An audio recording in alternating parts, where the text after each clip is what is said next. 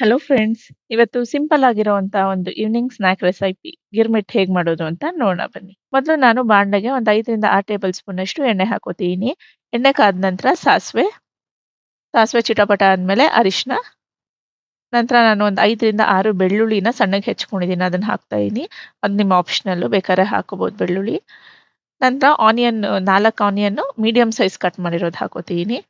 ಮೆಣಸಿನಕಾಯಿ ಖಾರಕ್ಕೆ ಎಷ್ಟು ಬೇಕೋ ಅಷ್ಟು, ಕರಿಬೇವು ಸಣ್ಣಗೆ ಹೆಚ್ಚಿರೋದು, ಇದೆಲ್ಲ ಚೆನ್ನಾಗಿ ಫ್ರೈ ಮಾಡಿ. ಈರುಳ್ಳಿ ಹೊಂಬಣ್ಣ ಬರಬೇಕು ಅದುವರೆಗೂ ಫ್ರೈ ಮಾಡಿ. ಈರುಳ್ಳಿ ಚೆನ್ನಾಗಿ ಫ್ರೈ ಆದ್ಮೇಲೆ ಟೊಮೆಟೊ ಒಂದು 2 ಟೊಮೆಟೊ ನಾನು ಮೀಡಿಯಂ ಸೈಜ್ಗೆ ಹೆಚ್ಕೊಂಡಿದ್ದೀನಿ.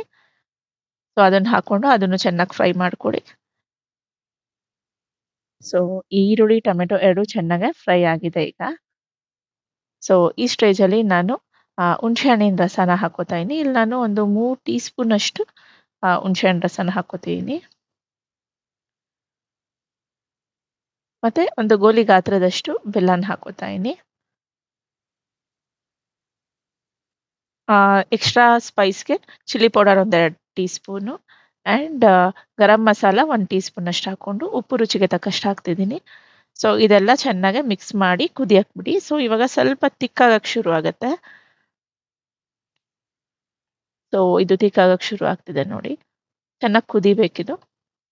ಈ ಮಸಾಲಾನ ಒಂದು 2 ಟು 3 ಡೇಸ್ ಇಟ್ಕೋಬಹುದು. ಒಂದು ಗ್ಲಾಸ್ ಕಂಟೈನರಲ್ಲಿ ಹಾಕ್ಬಿಟ್ಟು ಸ್ಟೋರ್ ಮಾಡ್ಬೋದು. ಸೊ ಈಗ ಚೆನ್ನಾಗೆ ಕುದ್ದಿದೆ ಅಂಡ್ ಥಿಕ್ನೆಸ್ಸು ಬಂದಿದೆ. ಈಗ ನಾವು ಕೊತ್ತಂಬರಿ ಸೊಪ್ಪು ಸಣ್ಣಗೆ ಹೆಚ್ಚಿರುವಂಥ ಕೊತ್ತಂಬರಿ ಸೊಪ್ಪು ಹಾಕ್ಕೊಂಡು ಸ್ಟವ್‌ನ ಆಫ್ ಮಾಡ್ಕೊಳ್ಳಿ.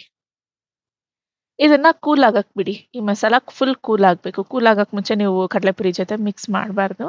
ಸೊ ಫುಲ್ ಕೂಲ್ ಆಗಲಿ. ಕೂಲ್ ಆದ್ಮೇಲೆ ನಾನೊಂದು ಪಾತ್ರೆಗೆ ಕಡಲೆಪುರಿ ಹಾಕೋತಿದ್ದೀನಿ. ನಂತರ ಮಸಾಲ ಎಷ್ಟು ಬೇಕೋ, ನಿಮ್ಮ ಖಾರಕ್ಕೆ ಎಷ್ಟು ಬೇಕೋ ಅಷ್ಟು ಹಾಕ್ಕೊಂಡು ನಾನು ಇದಕ್ಕೆ 2 ಟೀ ಸ್ಪೂನ್ ಅಷ್ಟು ಹುರ್ಗಡ್ಲೆ ಪುಡಿ ಹಾಕೋತಾ ಇದೀನಿ. ಇಲ್ಲಿ ಕೆಲವರು ಮೆಂತ್ಯ ಪುಡಿ ಕೂಡ ಹಾಕೋತಾರೆ ಹುರ್ಗಡ್ಲೆ ಪುಡಿ ಬದಲು.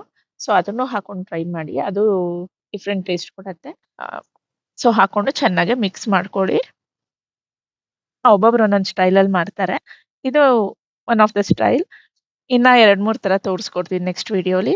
ಸೊ ಈಗ ನಾನು ಇದನ್ನ ಪ್ಲೇಟ್‌ಗೆ ಹಾಕಿ ಸಣ್ಣಗೆ ಹೆಚ್ಚಿರುವಂಥ ಕೊತ್ತಂಬರಿ ಸೊಪ್ಪು, ಸೇವು ಮತ್ತೆ ಕಾಂಗ್ರೆಸ್ ಹಾಕಿ ಗಾರ್ನಿಶ್ ಮಾಡ್ತಾ ಇದೀನಿ. ಈಗ ನಮ್ಮ ಗಿರ್ಮಿಟ್ ಸವಿಯಲು ಸಿದ್ಧ.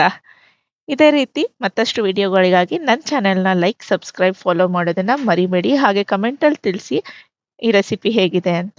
Thank you.